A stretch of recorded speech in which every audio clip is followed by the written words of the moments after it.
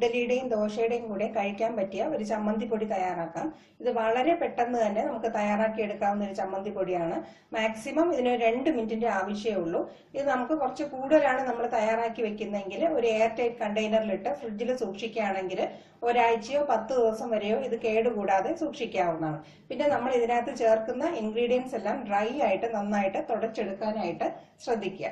അപ്പൊ ഇതിനകത്ത് ഞാൻ എടുത്തിട്ടുള്ളത് ഒരു 15 വറ്റൽമുളക് എടുത്തിട്ടുണ്ട്, ഒരു 6 അല്ലി വെളുത്തുള്ളി, കുറച്ച് വലിയ സൈസ് ആയതുകൊണ്ട് ഞാൻ 6 എണ്ണം എടുത്തിട്ടുണ്ട്. ചെറുതാണെങ്കിൽ ഒരു 7 8 എടുക്കുക.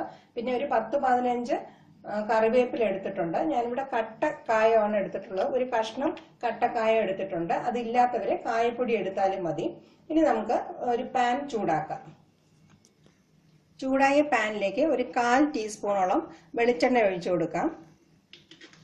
ഇനി ഇതിലേക്ക് എല്ലാ ഇൻഗ്രീഡിയൻസും ചേർത്ത് നമുക്ക് 1 മിനിറ്റോളം ഇതൊന്ന് റോസ്റ്റ് ചെയ്തെടുക്കാം. ഇത് കുറച്ചൊന്ന് നന്നായിട്ട് ഒരു മണം വരുന്നത് വരെ വറുത്തെടുക്കണം. കരിഞ്ഞു പോകാനും പാടില്ല. ഫ്ലെയിം അഡ്ജസ്റ്റ് ചെയ്ത് വെച്ച് ഇതൊന്ന് റോസ്റ്റ് ചെയ്തെടുക്കണം.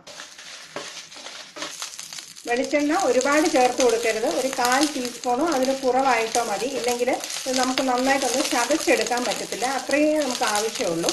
ഇനി ഇത് നന്നായിട്ടൊന്ന് മണം വരുന്നത് വരെ ഒന്ന് മൂപ്പിച്ചെടുക്കാം.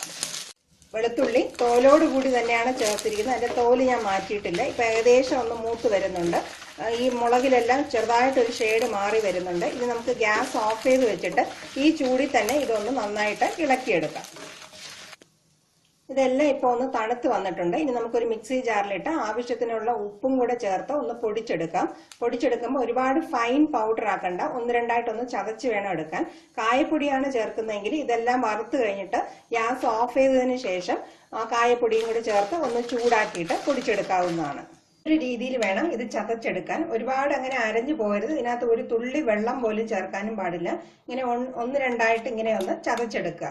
ഇനി ഇത് നന്നായിട്ട് അപ്പൊ തണുത്തിട്ടുണ്ട്. ഇനി നമുക്ക് ആവശ്യമുള്ളതിനനുസരിച്ച് കുറച്ച് വെളിച്ചെണ്ണയും ചേർത്ത് ഉപയോഗിക്കാവുന്നതാണ്. ആവശ്യത്തിന് മാത്രം വെളിച്ചെണ്ണ ചേർത്ത് മിക്സ് ചെയ്തെടുക്കുക. അല്ലാത്ത പക്ഷം ഇത് വെളിച്ചെണ്ണ ഒന്നും ചേർക്കാതെ തന്നെ ഒരു കണ്ടെയ്നറിൽ ഇട്ട് വെച്ചിട്ട് നമുക്ക് ഫ്രിഡ്ജിൽ സൂക്ഷിക്കാവുന്നതാണ്. 2 മിനിറ്റിൽ തന്നെ തയ്യാറാക്കി എടുക്കാവുന്ന ഈ ചമ്മന്തി പൊടി എല്ലാവരും ഒന്ന് ട്രൈ ചെയ്ത് നോക്കുക. നല്ല എരിവും ഉപ്പും എല്ലാം ചേർത്ത് നല്ല ഫ്ലേവർ ആയിട്ടുള്ള ഒരു ചമ്മന്തി പൊടിയാണിത്. Thank you for watching my video.